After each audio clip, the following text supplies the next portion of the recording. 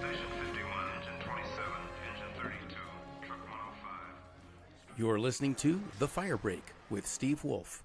Welcome back to The Fire Break. I'm Steve Wolf. As you know, The Fire Break is sponsored by Team Wildfire, developing innovative technology for wildfire suppression. That's when you actually have to put the fire out, not describe it, say where it is, how big it is, whatever, but actually do something about it. So that's a niche in the industry that I hope Team Wildfire will be filling soon. Check it out at teamwildfire.com. We just put out the world's first fire suppressed entirely by jet engine, which was super cool. I've got Ginny Katz with us today, and always fascinating guests to share insights about what's going on in the fire and related emergency environ. If I could throw that in, what the hell? Why bother having grown up in Europe if you don't get to throw a French word around once in a while? So Ginny is the founder and CEO of HazAdapt. Welcome to the podcast. How are you, Ginny? Hey, Steve, thank you so much for having me. And hi to all of the Firebreak audience. It is so good to be here. So good to have you. So what are you working on right now? So right now, HazAdapt is a safety app. And, we help the public prepare, respond, and really recover after everyday emergencies and major disasters. And we, beyond just helping the public prepare, we also help emergency authorities reach the public. And we recently just had a big launch. This is the big T at HazAdapt. We recently just launched a platform for emergency authorities to better engage their community and help people get prepared. And how does it work? And how's your market penetration so far? And what kind of feedback are you getting? So the response has been incredibly positive. And, we just launched that platform last week. So it is still fresh in the pilot phase. But HazAdapt, the safety app's been around since 2021. And we help thousands of people every year prepare, stay safe during an emergency, and then recover well afterward. And, in the safety app space, HazAdapt is a really unique app, right? Because it is not made by the government, and it really focuses on that personal resilience and your household resilience. And it allows you to customize your safety information and your preparedness tools to your home and your needs. So that's a really fantastic tool that anybody can use for free and help them help themselves. And how that communicates with the other platform for emergency authorities is that when people use HazAdapt and they start seeing wildfire information and they're looking at that, hazard guide, and they're doing wildfire prep checks, that engagement information, is shared with emergency authorities. So they're able to see, I have so many people in my community, reviewing wildfire safety information, doing these prep checks. What are their preparedness scores? And helping them take better action. So, anecdotally, before I got into the safety app space, I still am a hazard researcher, and I was becoming an emergency manager.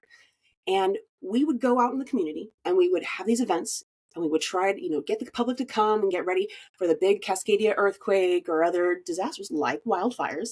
And we weren't seeing a lot of people come, or, we'd hand in brochures and maybe they'd, toss it on the way out. And we were wondering, man, how can we really help people help themselves, but then also help us as authorities reach them? And so that question just kept me up for days. And truly, every disaster, we see people get hurt because they don't have the tools and resources they need. And so that really started me on this mission to support that and create tools to help both sides of that conversation. And now with this system, HazAdapt and Resilience Point, when we as emergency authorities do those preparedness events and we share HazAdapt, hey, community, this is a free tool to help you prepare for wildfires, we are able to see how impactful our outreach was. Because otherwise, we have no clue how impactful our outreach was for the community preparedness. And so how does this fit into the other realm of apps? Like, what's your niche there? Like, I have the American Red Cross app, right? And it sends me a note and says, hey, it's going to start raining in 10 minutes or whatever it says, or you're in a tornado zone. I have Watch Duty. It lets me know about evacuations in my area, and I can actually voyeuristically see what's going on with fires anywhere on the western half of the country. So, tell me how HazAdapt, carved out its niche, what it does differently, and its unique selling proposition. I'm so glad you asked that, because this is my particular area of specialty. And I really study that technology that the public uses and then authorities use to help engage the public. And there's a lot of safety apps out there. And in general, what you mentioned, I've got a couple apps. People tend to stash safety apps, right? We've got a lot on our phones and we kind of hope they all kind of cover all the gaps. But when we look at the big names, you mentioned Red Cross. If you go into the App Store and you type in Red Cross, you're going to see there's 10 different apps for the Red Cross. And, God bless them. They put in a ton of time and effort to try to make all of those different apps. So if you want one for your pets, they've got that. If you want one to find shelters, if you want one for alerts, they've got that. So that's one of the differences between, HazAdapt is one app, and it's got, information and tools and resources for all stages, preparation, emergency, and recovery. Whereas with Red Cross, they're going to be helping mostly in the emergency sense. They do have some preparation tools, but their guides and their educational resources, very similar to FEMA, are going to be really related to, all right, I'm going to sit down, I'm going to tuck in, and I'm going to start preparing one slide at a time. Very educational, very presentation mode. But the reality is, people, we default to last minute mode or just in time safety. That's a very common theme. And so, in the moment, I need something that helps me right now. What do I do in this moment to stay safe, to recover, to avoid harm? And that's where HazAdapt is different. When you open up HazAdapt, it's immediately ready to help you save your life and not just, connect to crisis, response, which we do assist with. But HazAdapt has a hazard guide that has step-by-step instructions, how to respond and what to do to help not just yourself, but those around you. So kids, pets, farm animals, elderly, persons with disabilities. You can customize that information on HazAdapt to say, all right, if I've got kids and I'm responding to a wildfire, what do I need to think about when I'm evacuating them? How do I protect their breathing? And what should we be expecting, or what would the symptoms look like if a child is having wildfire smoke reactions? So that's a very different approach in that HazAdapt helps in that just-in-time safety. It works offline. It has 7 translations, which right now FEMA has Spanish, which is great. But HazAdapt offers 7. The Red Cross is an entity that also, like FEMA, sends alerts and alerts the community like, many other safety apps. HazAdapt does not send alerts. We are the app that is your personal tool. And that's very intentional because there's a lot of alert fatigue right now. I'm sure you've heard about this. I haven't, but I haven't heard about it, but I've certainly experienced it. Yeah. Right. I've turned off most of the alerts on my phone. You're like most people then. Right. we like a lot. Right. So maybe it's naive to say, if there's something I'm supposed to know about, I'll find out, But well, thankfully, there's a lot of channels for alerts, right? There's the apps on our phone. There's the, WAs, the wireless emergency alerts, iPause, but also your news, your radio, and social media, right? There's a lot of information sources coming at you. And the majority of them require the internet or some other infrastructure that in an emergency, especially disaster scenario, those can be impacted and cut, and you may not get an alert. So you have to know what to do and be able to recognize signs and symptoms. One thing I'm seeing right now with wildfire smoke is on social media, people that are, hundreds of miles away from the Manitoba fires. And our heart goes out to everybody in Manitoba right now. They're experiencing wildfire smoke and they're, man, I can see it and I can smell it and taste it. But, my wildfire or my AQI app, my air quality app is telling me it's okay. It's moderate. What does that mean? And really what we're trying to tell people is, AQI is the air station is offline. That, or it could be, not necessarily right next to you. It could be somewhere else that has a different air quality. So if you see it, if you smell it, if you taste it, if you are starting to feel those reactions, itchy eyes, itchy throat, hard breathing, you need to do something to protect your breathing. You need to protect your inner, your home's air quality. You need to make sure that if you're outside wearing a PM 2.5 mask, and it's not just you need to consider, it's your kids, it's your pets, it's your farm animals. So how do you put a mask on your dog? It's funny. They actually do have dog gas masks, which is very interesting to see. They're quite expensive, not the disposable kind that we've got. But truly, bringing your pets indoors and doing your best to limit, like, for instance, for farm animals, right? Bringing, not necessarily like letting them out roam to pasture, right? Trying to keep them, as stationary as possible, because the more exercise they do, the more they breathe it in. Right. Bigger the impact. Deeper the particles go into the alveoli, etc. Exactly. Yeah. Remain calm. That's the goal. That's the goal. Yeah, but these are really scary times, and I'm sure you know this is too. We're seeing wildfires happen at a very, unprecedented rate. And the quote that sticks with me from Cal Fire is, I heard this actually early 24 or late 23, was we no longer have wildfire seasons. We have wildfire years. That's right. 300 days plus. Yeah. That's more of a year than a season. Yeah. Allergies still come in seasons, luckily. Yeah, yeah, and hurricanes as well, right? We have a hurricane season, which is also. Did you hear that there is a hurricane season? Yeah. Apparently, Yeah. someone didn't know that. Yeah. Yeah, and that's the other compounding factor there, Steve, is Yeah. there's a lot of changes happening with FEMA, and there's a Right. lot of uncertainty with the emergency management realm. What is response going to look like? And so No, what that's yeah. we've been telling the public is this is the year to expect the unexpected. Right. This is the year to expect that your main tool is self-reliance. Right. If you don't need an alert, if you smell the smoke, put your car in drive, and have thought in advance enough to not let your tank be empty that day. Right. Right. But it's not going to be FEMA because they're taking FEMA apart. And it's not going to be the local government because they haven't had a chance to step up to fill that gap yet. So there's really, I think, going to be huge, unfilled expectations of help and hope that shouldn't be too scary. I mean, when you think about this and you say these things are, scary times, maybe it's just a predisposition, but I just say exciting times. And that's personally because that's how I feel about it. It's exciting when stuff hits the fan and you get to test yourself. That's fun for some people, but also for other people, it's been given as a practical piece of advice for anxiety management. Instead of saying I'm anxious about this, say I'm excited about the opportunity to test this out or to prepare my home or prepare my family. And you make it something that you're facing rather than being faced by. Yes, that's a very resilient mindset, and I can also see why that worked really well for you in the movie and stunt industry, because you have to be willing to take a risk, and potentially personal injury. So you have to understand the risk and what safety things you can do to get into that, and that it takes bravery to do that, and being able to work with fear. And that, if you're not part of the disaster realm, emergency realm, or realms that put you in that situation, many people feel very overwhelmed with the fear. Yeah. And it's a whole blocker. And we've got a million other things happening, and that can be something that, it's very overwhelming. You know what? I'll do it later. I'll prepare later, and we put it off. A lot of people put it off. What I will say, though, is we see from FEMA surveys and from other, evidence that the public is way more aware of disasters and they need to prepare. And even if they've got that impetus and that encouragement and, hey, I want to do it, sometimes they don't have access to resources. And that's where another place, HazAdapt, really wants to come in. HazAdapt is 100% free.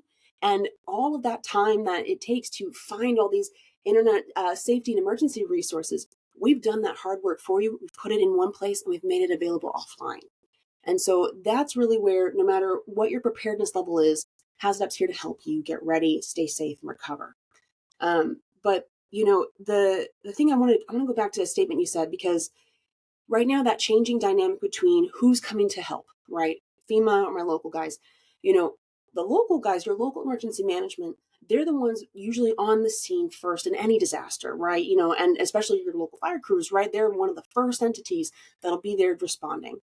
And what the big concern is not that, FEMA will never come. It's more so how soon will major response. My fear is that FEMA will come. Your fear is that they will come? Yeah. I mean, yeah, if FEMA is coming to you. We're here to help. Right? No, thanks. Leave me alone. I'm good. Yeah.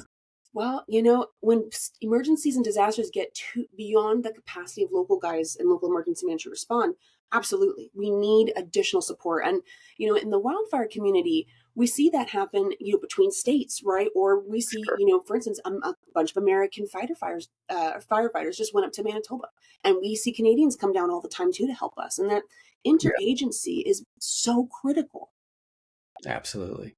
Yeah. You talked about overwhelm and how people experience that. And I think of overwhelm as a form of natural selection, right? There's people who in an emergency will figure out what to do and do it, even if they're, feel the fear and do it anyway. And then people who will go into overwhelm and panic and, be, removed from the gene pool. But the good news for everyone alive today is that you are the descendants of a tree of life going back hundreds of thousands of years. You are the descendants of the survivors. The non-survivors did not procreate, and you don't have their genes. Their genes died. If you're alive today, your ancestors have survived everything that nature and the environment could throw at them. So, There's a lot of truth to that. Yeah. Look to your strength from that. That if your ancestors didn't know how to run from fire, you wouldn't be here. If they didn't know how to escape cold, drought, famine, political oppression, whatever the forces were, like you're here because you have the genes of the survivors. And so that should be encouraging to people to know. You may not have had to face this yet, but every one of your ancestors has, and they made it through, and you've got the good stuff inside you. Yes. Oh, and I love that. Absolutely. And there's so much truth to that. There's also, I want to acknowledge that the hazards that we're facing in this lifetime are also a bit different, quite a bit different than what our ancestors faced. And when we think about our ancestors and how they were able to really survive and then share that knowledge of adaptation and survive, right, with their descendants, that is such a critical and core part of our humanity. Right. We used to sit around fires. We used to talk together about how, like one of the local, legends here is, the Kalapuya and Indian and indigenous nations here. When there was a massive flood, they ran up this local mountain called Mary's Peak. And, they knew, okay, this was a safe place if floods come. And this was, thousands, tens of thousands of years ago. And that knowledge has been passed down generation after generation after generation and is still valuable here. And it's part of the culture. That mountain is sacred to the people. And that is a very different approach to sharing safety information than today. We've got emergency alerts. We don't really have that. Ground. Where's the higher ground? I don't know. Right. We've walked away from that. And that's a loss. That is such a loss in part of our humanity. So that challenge of, what did our ancestors face? Disaster-wise, they didn't have the same systems that we have of response. They did not have the same formalized, centralized intelligence and communication system. However, those bring their own harms too, right? Misinformation online, our ability to, assess a problem and then verify that I need to do something has also been impacted by how easy it is to get information. Even our parents and generations that didn't have the internet, they talk about going to school and actually having to go to the library and read the books and read articles compared to, I can just Google that. It's a very different acquisition of information. And that is a much harder challenge. And so that mental fortitude of, what we used to be going through versus how, I want to say, gentle our life has been, because our lives have not been gentle here, but just different hazards. And different adaptations. We have been gentle. Like we don't get up and worry about the saber-toothed tiger eating us in the morning. I mean, we worry about the DoorDash guy having to make an extra stop before he gets to our house. Right. Or government officials tweeting misinformation. Right. Right. There's very real hazards here that we've got that are different. And, it's not to negate anybody's stress, right? It's not the stress Olympics. It's just that we've all dealing with different things.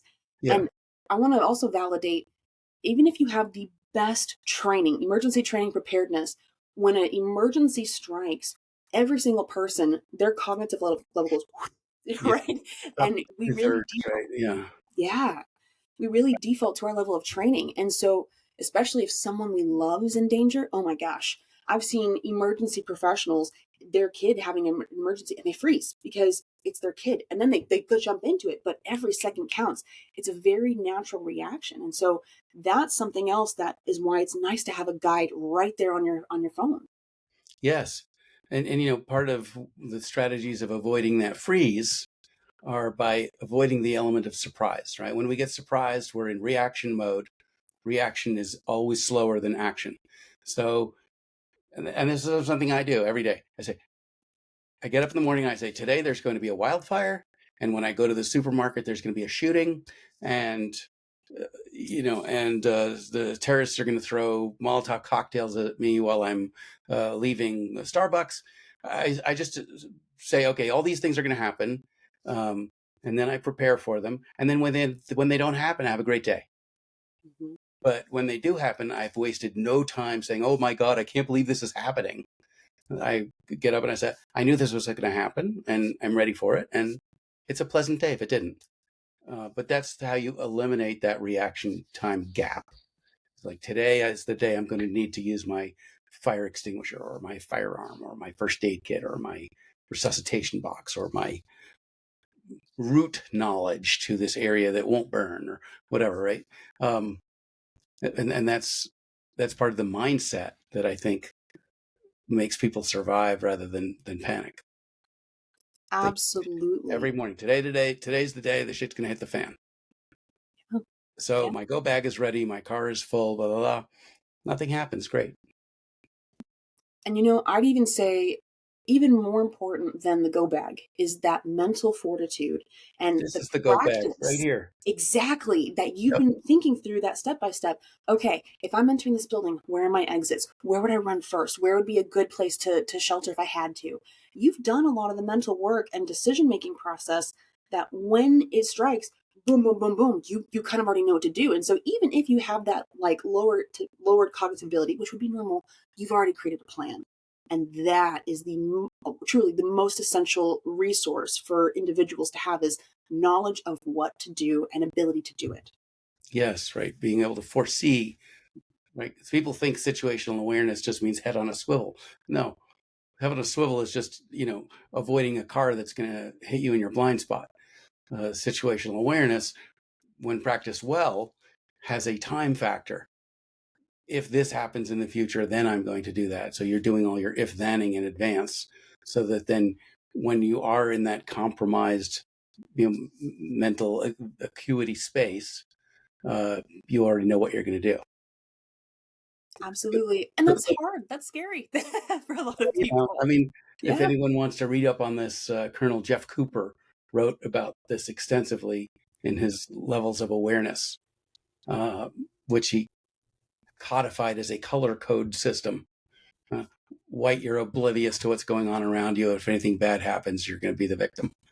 Right? And yellow is just a calm level of alertness about your surroundings with some if-thenning, so that you're ready to go to the next step if conditions warrant. And people might find it, inconvenient to say, oh, it's such a nuisance when I go to a restaurant. I have to figure out where the exits are and maybe not put my back to the entrance and etc. But, that's the difference between who lives through these situations and who doesn't. So I'm Right. really curious about your list. If we jump in on the content side of your app, Yeah. right? We've discussed its existence and its use. What are the types of practical advice, information, usable tidbits that people would find in your app? Yeah. So the types of hazards that you would see in HazAdapt in our hazard guide, we've got, I think, close to 60 now. Um, Everything from active shooters to wildfires. And truly, we focused first on the most common hazards that people call 911 for. And Okay. then we focused on hazards that you're most likely to get an alert for. And really focusing in on the moment you jump into a hazard guide, immediate emergency instructions, right? So if you're at the thick of it right now, what do you need to do to stay safe? And then you'll find step-by-step instructions, links to emergency rooms near me, sign up for local alerts, all of these additional resources kind of laid within that guide. But then Okay. we hope people, come into HazAdapt in a preparation sense. And most people do. Most people do. They come to HazAdapt Prepare. So if you go to the preparation section, you're going to see what emergency supplies do I need? What do I need to start doing to prepare? So for instance, practicing evacuating with your household, your farm animals, your pets. That's actually a really essential step, because when it happens, you're grabbing all the things and you may have just minutes to get out or to bring in everybody. Having a plan matters. And so we'll help you walk through the plan. We'll help you kind of have a checklist of things to do. And then after the event, cleaning up, mental health care, long-term physical and short-term like care for yourself and for others. That's, some of the instructions and resources there. You'll also find links to community groups, links to recovery resources and disaster assistance. We've really incorporated that entire, national level and local level assistance, resources within that. So it's all in one place. And when you say you help people walk through it, this shouldn't be a mental walkthrough. This should be a physical walkthrough, because if you're talking about doing something that, you're counting on this ability to save your life, it should be muscle memory. It shouldn't be, oh, I've got this list if I can get this app open, if I've remembered to charge my phone, right? It should be knowing that you can operate your car keys under the influence of 220 volts of adrenaline, that the flashlight that you bought, whether it's an end cap or a side switch or what, right? Like that you're not figuring out all these things on the day. So you really have to literally walk through these things, not just go through the mental checklist. Absolutely. So how many people do that? Like It takes basically time. none, right? You're absolutely right. It takes time, it takes effort, and we're a tired society. Let me tell you, we're distracted, we're tired. Sure. We got a lot going on, and the mental, like the generalized stress level of people in the world right now is very high. It's very high, and Yep. when we think about going into disasters and like thinking through that step by step, that can also cause stress. And what I really am hoping that HazAdapt does is, rather than you getting in and be like, oh gosh, I need to do all these things, it's all laid out there for you, and it's easier for you to take steps. And that's one of the most amazing things that we've seen with this. In 2024, there was a big winter storm here in Corvallis, and our local emergency manager at Oregon State University put in a link that's for extreme cold weather guide in their emergency alert, sent to the public. What we saw is that people would get the alert, they'd see it, they'd click the link, and immediately they had extreme cold and winter weather conditions instructions, what to do in that emergency. But then we saw they would also go check out car accident. They would also go check out, power outages and those guides and those instructions there. So they started kind of taking more action to see those things. And then they would also do prep checks and those questions of, do I know what to do? Do I have what I need? Who would I call for this? We were able to help people take 10 times the protective action steps than compared to without HazAdapt. And that is something that without HazAdapt. So if they just got the alert and said, okay, well, what do I do now? Right? 10 times 0 is still 0. But well, right. I mean, if they're doing nothing, yeah, at least now they're doing something. Exactly. Yeah. Exactly. And, being aware, I kind of count that as a soft step of like, hey, at least you open the alert. Right. That's not a soft step. That's huge. It is. They said that on an airplane, the people who watch the safety demonstration are much more likely to survive when something happens to that airplane than people who don't, and had nothing to do with the content of the safety demonstration, because everyone who flies knows the whole thing by heart. It's not like they're going to introduce some new information or the way the buckle and the latch on your seatbelt work has changed at all, right? There was no new knowledge there, but they said that the people who watched the demonstration were putting themselves in a mindset an emergency might happen, and I'm gathering information about what to do. And so they weren't surprised when something happened. I totally believe that. And, that really is that mental awareness and like just even thinking through, so critical. But you're right. It's the physical action of like getting supplies together, physically creating that muscle memory of evacuating. And even if it's something that's like, hey, y'all, let's, like with my household, let's see how fast we can all get to our meetup spot, which is the tree outside, across the street. Right. And go. And we practice that. Right. Or having, power outage camp weekends where you pretend for an entire weekend you have no power.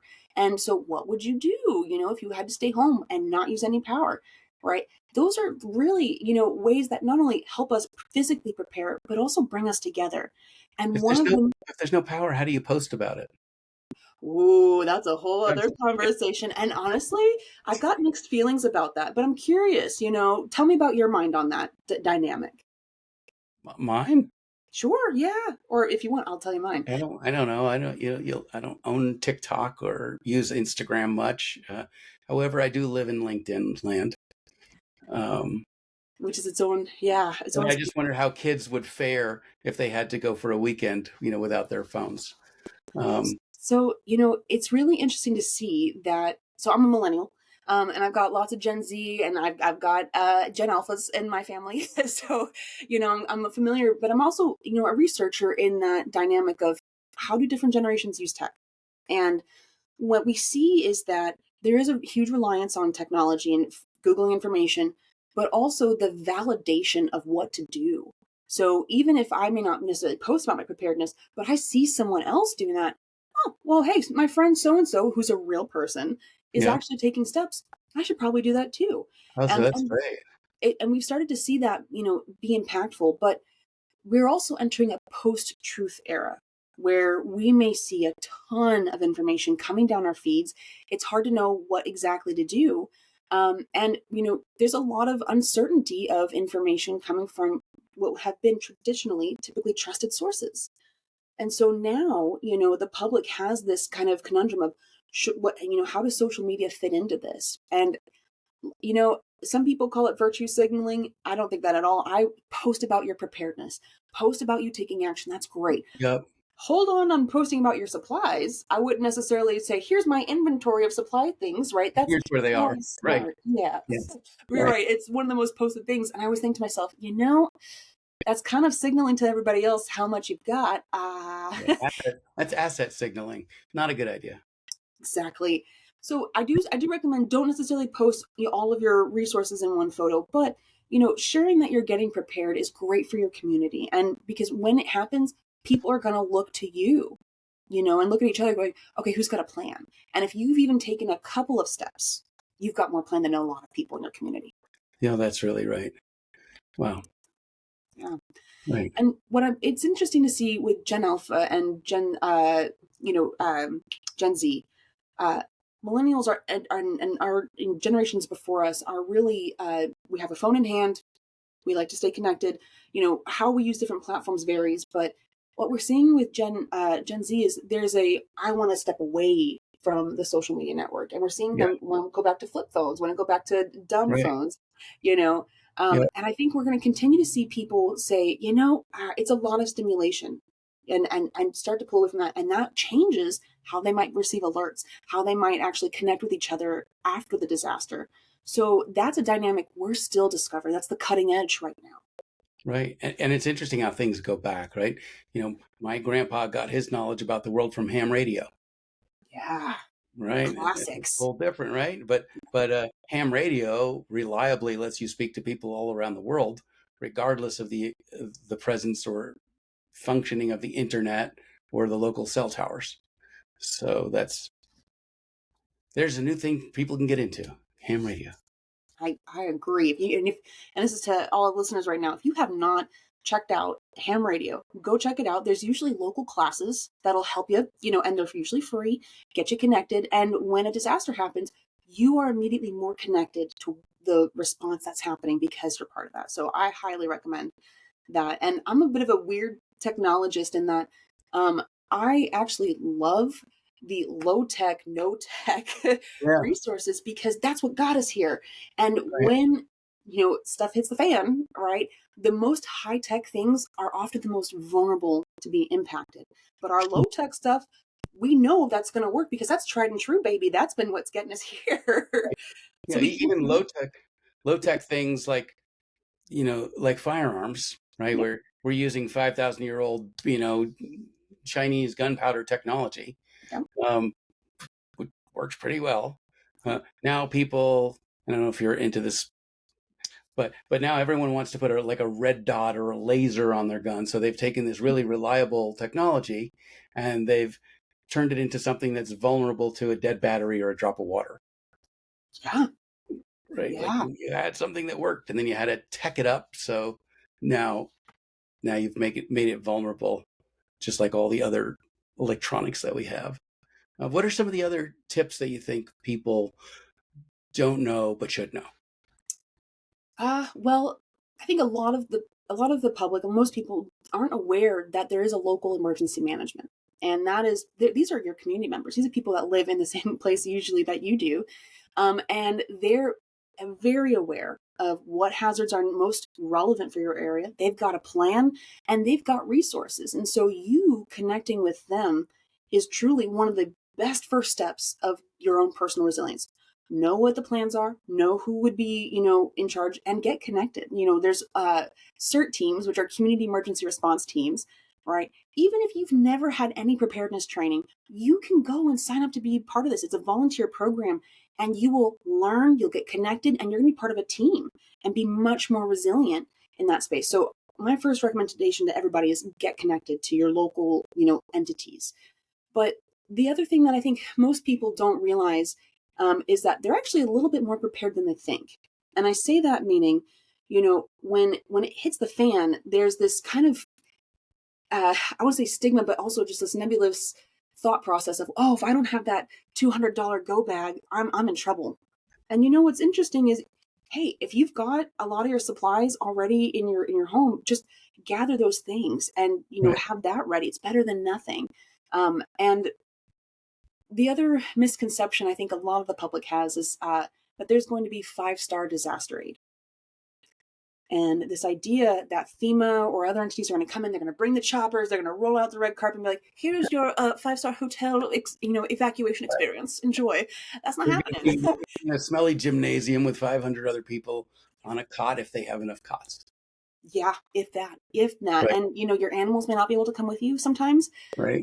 And so you really do need to think about that. And, when we think about the public's like, well, there's millions of dollars going to FEMA. There's tons of money in a disaster response.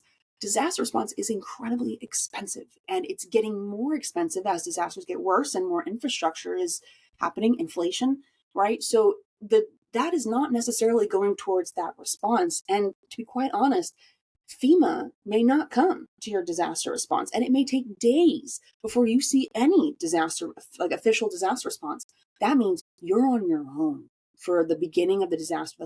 At least those first few moments, if not sometimes hours, days before you actually see his help. Yeah, months, depending on the disaster. So truly, you need to be prepared yourself for, the reality that you're going to be taking care of yourself. Yeah. And, just the idea of having the go bag in itself can set people into the wrong direction, because that presumes that your best option is to go. And sometimes your best option is to stay right where you are, shelter in place. Absolutely. And knowing which one to do also relies on you being connected to alerts. Right. And, when we talked earlier about alert fatigue, there's a lot of really incredible alert systems out there. And there's always going to be kinks in technologies. Sure. But having a few spaces where you receive your alerts is great because you can validate what's happening. But the best place for you to understand what I need to do is from your local official emergency management. And that is not necessarily like, signing up for FEMA alerts. It's not the auto alerts that come to your phone. You typically have to go to their website and find that alert link and sign up. And that's something most people don't know. You got to go and sign up for those? I thought that just happened automatically. Not typically. Right. And then even when you have a mechanically sound system, you have human error. And when they were certainly capable of letting people in the Eaton fire know that they needed to evacuate, they just didn't activate the system. Okay, well, your wildfire detector is right here. When you smell the smoke, something's up. And you don't have to wait for evacuation alerts or even a notification to get in your car and leave. And if you do, you'll probably get out on relatively uncongested roads and maybe even find a hotel within a few hundred miles. If you wait till the evacuation alert is issued, you're going to sit there in gridlock. If the evacuation routes haven't been maintained properly, the route itself may be on fire. So like early action is heads and shoulders above, trying to negotiate an emergency with the crowd, because the crowd itself becomes then the biggest threat to your safety. Gosh, that is a huge truth. That is such a huge truth. The more that you're able to see a threat, understand the risk, and then take action is truly one of the most fundamental things that helps people stay safe. And what's really critical about that scenario you just mentioned, where I am seeing, smelling, and saying, you know what, I think there's a wildfire near me. I should get out of here. I need to evacuate, right? That, you need to be kind of aware of where the fire location is, because you may be thinking, oh, I'm driving away from the fire, and you may actually be driving into it. And so knowing what's happening and trying to stay connected as much as possible, that's also really, really critical. But, ahead of time, knowing your risk.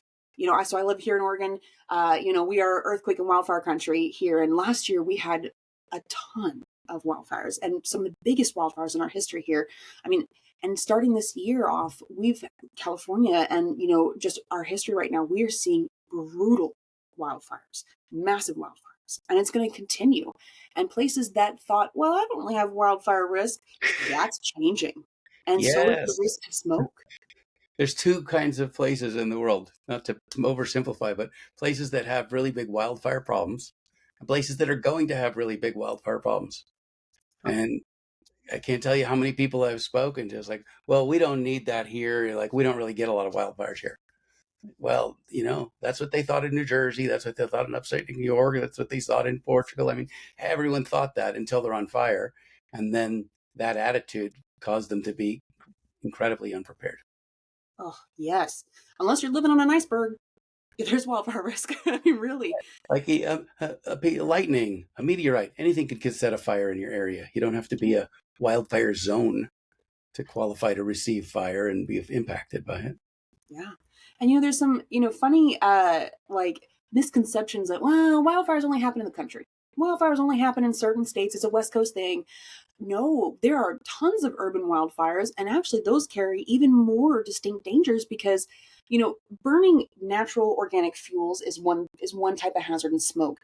Burning chemical building materials, manufacturing spaces, that is a whole other level of danger. Right. And in those cases, really a misnomer to call them wildfire. They may have been wildfire triggered, but at some point they're really just structure-to-structure fires. That's right. Which you could say it's a wildfire where the houses are the trees. Yeah, well, I like that. I like that framing. And you're right. Yeah, there's definitely, unique terminology to help us really parse out where is this wildfire happening, who's being impacted. But what citizens really need to understand is that your risk to wildfire, you need to understand it. And you need to understand that what has been documented may not fully encompass the scope of the risk today. Yeah, right. And you talked about, know where the fire is so you're not driving towards it. And for many people in this community, in our listenership, they are intentionally driving towards it because that's where the people are who need to be helped. That's right. Right. So you could decide, like, I'm with the people who are fleeing, or I'm with the people who are taking additional risk by staying and helping, or actually seeking out those who are in danger to evacuate them. And I think that's a big part of our audience is, like they said in 9/11, right? When everyone else was running out, they were running in. Yeah, absolutely. And, gosh, massive gratitude and so much just thankfulness for our responders and the thousands of people that respond every year, professionals, but also volunteers, and a lot of entities that respond to the call. And, they jump in and they get into an incident command system. And there's an entire system of response. And I mention this because there is a growing want of the civilian community to be part of that response, or, hey, I can do it myself. We saw stories from the LA fires and from previous fires where people think, okay, I have my garden hose, I can water down my home. Yeah. My friends, you are not going to have the same capacity as a professionally trained, accredited firefighter, right? But you also might be the only responder to your home because the fire department was designed to maintain fire suppression capabilities for the normal amount of homes that have ignitions in the course of a day. Neither the staffing, the equipment, or the water infrastructure was designed to handle everyone being on fire at the same time. Absolutely. And, we have the best. There's there's 40 fires a day, so this is what we staff for. 16,000 fires in a day, that's not what they're set up for. So people shouldn't have an expectation that the scale of the next emergency is going to be such that responders will be available to you individually and to your home. And neither are they contracted to, right? They're contracted to provide a service to the community, not to the individual. And that goes whether it's police, fire, or EMS. Right? My town has, 3 ambulances on duty at any given time. So that probably handles, most of the time. They can handle an intersection crash or something. 1,000 people suffering from smoke inhalation, all having an asthma attack at the same time. There's not going to be a response.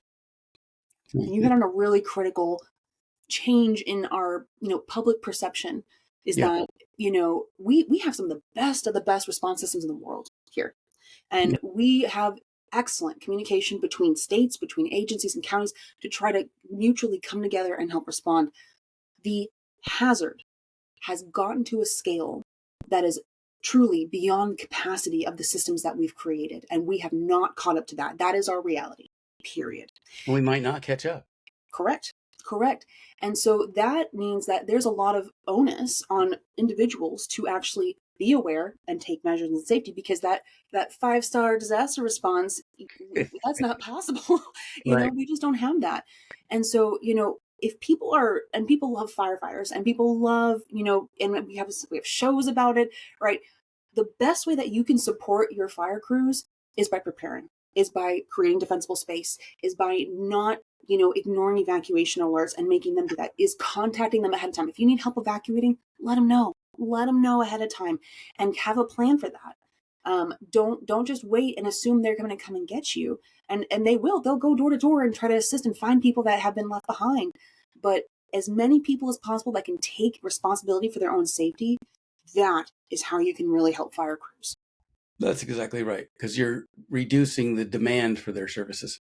Right? Yeah. The best way to help the fire department is to not need them, and then they can go allocate their resources elsewhere. Right. And that means, mitigating your own property, doing your zone control if you live in an area that's appropriate for that.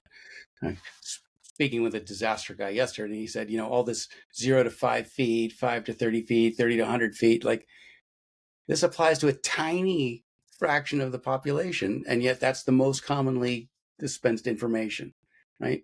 There's no zone 0, zone 5, zone whatever when you live stacked up house to house to house to house, right? If I were to mitigate out to 100 feet, that would mean I would have to remove 6 of my neighbors' homes. Yeah. Right. That's not reality. So the mitigation and preparation really has to be appropriate to the community you live in. That's right. Many people, what we'll find in HazAdapt, huh? Yeah, exactly. When we think about preparedness and resilience and what you can do, I think that's where we've really tried to find what are those actions that people can do. And creating defensible space is one that is, it's great on graphics, and it's powerful. It's a powerful defense mechanism. However, you're right. Many people can't do that. Or if you're a renter, you have no control over the roofing you use. You have no control over the landscape often that is around you. And you really have to consider, if I don't have that ability, what would be the additional risk? Hey, our roof could catch on fire. Hey, the trees right outside. Yeah, that's right by my place. That could actually, catch on fire if you're in that wildfire risk. But that idea that there's many, many ways to prepare, and you need to understand what combination is best for you, and then take it one step at a time. Getting prepared isn't just having supplies. It's like we talked about, it's practicing, it's knowing what to do, it's connecting with your community. There's a ton that you can do that are extremely no cost, low cost, and kind of fun, actually. And that's sure. I think another vibe we got to bring back here, Steve. We got to bring back the fun in preparedness and community. And what are your ideas for that? Oh, I have Gamifying preparation.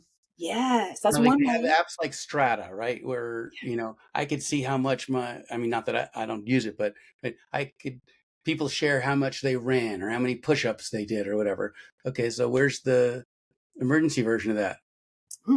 So we've got I'm up to 100 cans of food, and I actually, yes, and there's a can opener in there as well, right?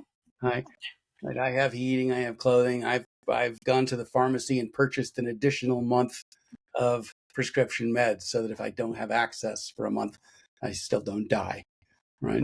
Like, So that is being it the Strava or case, Strava or I think it's about Strava, and Strava? I've heard of Yeah, that. Yeah, where you're right. able to earn points and kind of It's grow in for prep levels. points. Exactly. So we have something similar to that on HazAdapt, where Okay. every hazard you answer 3 questions in a prep check. So the first question is, do you know what to do? Put the actions in order of before, during, and after this event.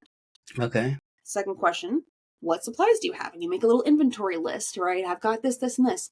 And then the last question is, who would you feel most comfortable calling in this event? And we look to see, did you include them? CNN, of course. What, say again? CNN. Right, So you right. can share your live feed with them.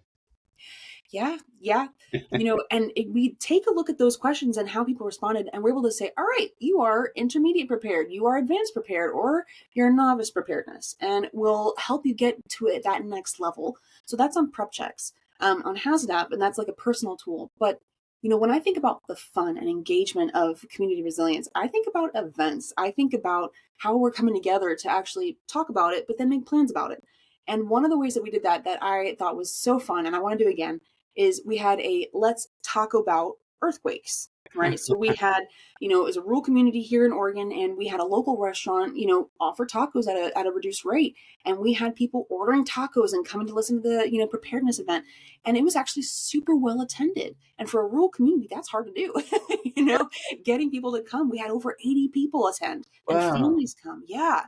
And so when you can make it not just about the doom and gloom of disaster preparedness, but you make it a fun thing. Bring in tacos. Ask a food truck to come in. They'd be happy to set up shop and let them, do their thing while you're presenting. Absolutely. And fire crews, when y'all are not out on the line, often there are community events that you're attending. And that idea that you are part of the fun. People love to see the engines. They love to see you in uniforms. They love to be like, man, I know my firefighters. Have some music, bring out a band, right? How can we make it fun, and how do we bring people together? That is the future of community resilience. Yes, and there's no doom and gloom in being prepared. There's doom and gloom in the denial, Mm. right? But would people would come and say, well, you have this and you have that and you have the other thing, and what are you worried about? And at some point you get to say, not worried about anything. You can actually have genuine peace of mind, not repressed anxiety when you're prepared. That's the hope. That's the goal. Yeah. And really, we do this thing where we start catastrophizing in our head about how bad Mm, it's going to be, how hard it's going to be, and what we found, and this is with motivation in general.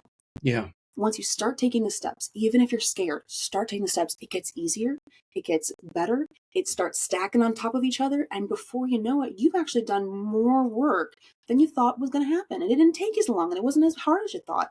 And so give yourself the opportunity to see, don't get so overwhelmed or so caught up in the oh my gosh, it's going to be so difficult. Just try a It's little so bit. fun. You're going to Yeah. get to go camping. You're going to use your camping stove. You're going to talk to your friends and neighbors instead of just texting. Like there's going to be some sense of community there. Uh, Yeah. Yeah. you know, I my go bag is my car, right? So Mm-hmm.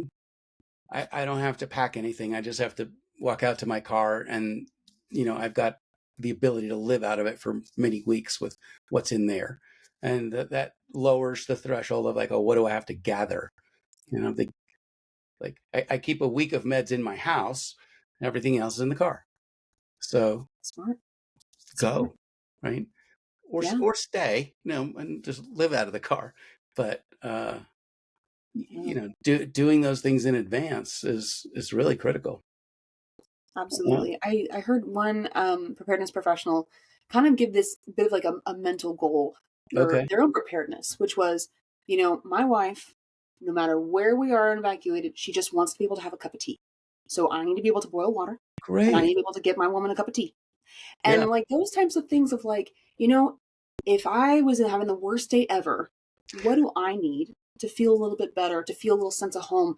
And for her, it's a cup of tea. And so when you think about that, Yeah. If I'm evacuated, if I'm out and doing this, what's my one little comfort measure that I need to bring? And if you can start there, you're going to find yourself actually getting much further in preparedness, because you're like, all right, that one comfort item or that one big thing, it gets you going a little bit more.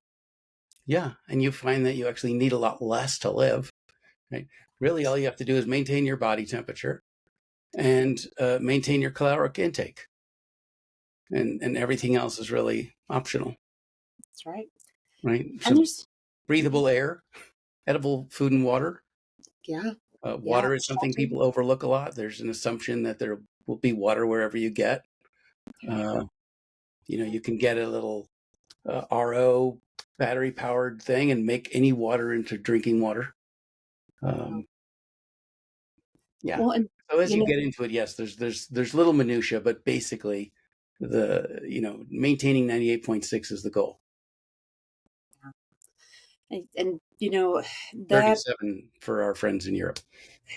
yeah.